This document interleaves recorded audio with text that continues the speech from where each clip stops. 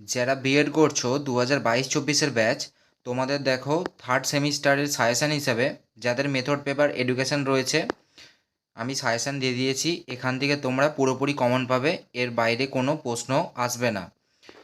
দেখো 2 মার্কসের প্রশ্ন, দেখো এই প্রশ্নগুলো আপাতত করবে, এখান থেকেই তোমরা কমন পাবে।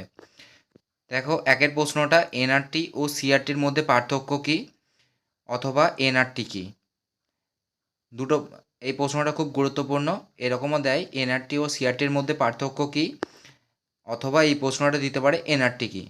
দুইয়ের প্রশ্ন দেখো একক ও উপ একক বলতে কী বোঝায়, খুব ইম্পর্ট্যান্ট একটা কোশ্চেন। তিনের প্রশ্ন দেখো পারদর্শিতার অভিক্ষা কী, অথবা মূল্যায়নের সংজ্ঞা দিন, খুব ইম্পর্ট্যান্ট একটা কোশ্চেন, দুটোর মধ্যে যে কোনো একটা ডেফিনেশন দেবেই। চারের প্রশ্ন দেখো শিক্ষাবিজ্ঞান শিক্ষকের অথবা শিক্ষিকার পেশাগত নৈতিকতা কী, খুব ইম্পর্ট্যান্ট কোশ্চেনটা। পাঁচের প্রশ্ন দেখো শিক্ষাবিজ্ঞানের শিক্ষকের কী কী পেশাগত নৈতিকতা থাকা উচিত, এটা করার দরকার নেই, এই প্রশ্নটা 5 নম্বরের জন্য ইম্পর্টেন্ট। ছয়ের প্রশ্ন দেখো মূল্যায়ন কী, অথবা মূল্যায়নের প্রকারভেদগুলি কী কী।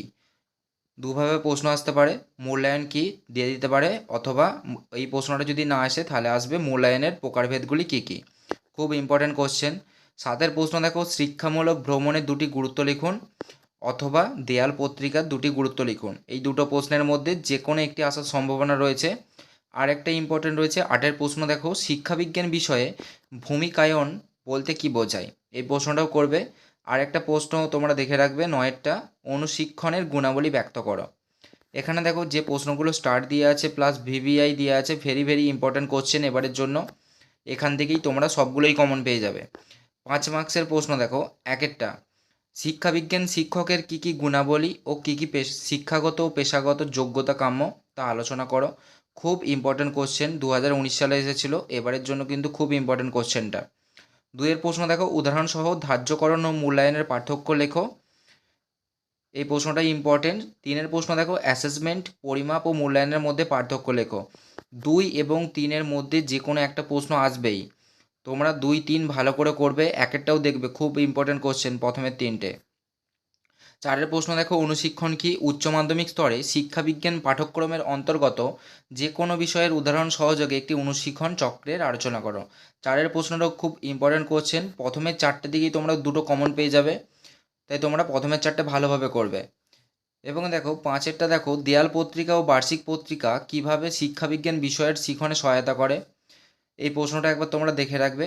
6এর প্রশ্ন দেখো নির্দেশমূলক উদ্দেশ্য কী, শিক্ষাবিজ্ঞান বিষয়ের ক্ষেত্রে আরবিটি ধারণা অনুযায়ী নির্দেশনামূলক উদ্দেশ্যগুলি আলোচনা করো, খুব ইম্পর্ট্যান্ট একটা কোশ্চেন, তোমরা 6এরটাও করবে ভালো মতো, 5এরটা একবার দেখে রাখবে, এখান থেকেই তোমরা 3টে কমন পেয়ে যাবে।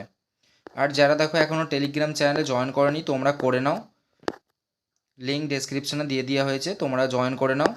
10 মার্কসের প্রশ্ন দেখো একটাই প্রশ্ন দিয়েছি, এই প্রশ্নটাই আসবে শিক্ষাবিজ্ঞান বিষয়ের যে কোনো একটি বিজ্ঞানসম্মত একক পাঠের বিশ্লেষণ কিভাবে করবেন, শিক্ষাবিজ্ঞানে একাদশ বা দ্বাদশ শ্রেণীর পাঠ্যসূচির অন্তর্গত যে কোনো একটি পাঠ নির্বাচন করে পাঠ বিশ্লেষণ করো, এই প্রশ্নটা খুব ইম্পর্টেন্ট কোশ্চেন এবারের জন্য, এটাই আসবে দেখবে।